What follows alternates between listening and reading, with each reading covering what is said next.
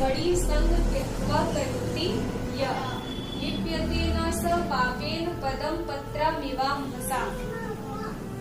ब्रह्मा या आधार का मतलब क्या होता है? ब्रह्मा को अपना आधार बनाकर कर्मणि संग, कर्म को क्या करो? करो। त्यक्त्वा करोति यः, और कर्म को कैसे करना है? मतलब उसमें आसक्ति रहित होकर, मतलब फल की इच्छा किए बिना। लिप्यते न स पापेन पदम पत्रमिवाम्भसा।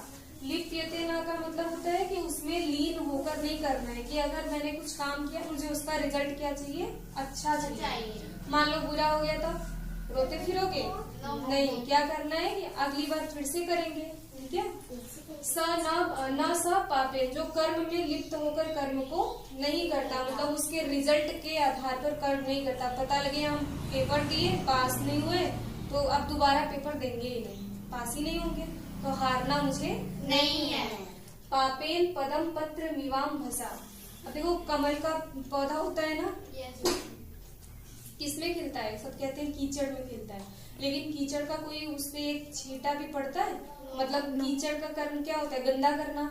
तो कमल क्या गंदा होता है? No ma'am. वो तो और सुगंधित हो जाता है।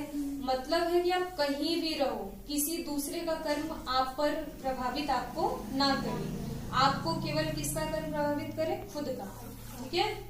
तो ये हमको कैसा बनना है? बिल्कुल कमल के जैसा, उसके फूल के जैसे खिलना है। हमें भले ही हम कहीं भी रहे, हमें माहौल पढ़ने का ना मिले, लेकिन हमें क्या करना है? पढ़ते रहना है।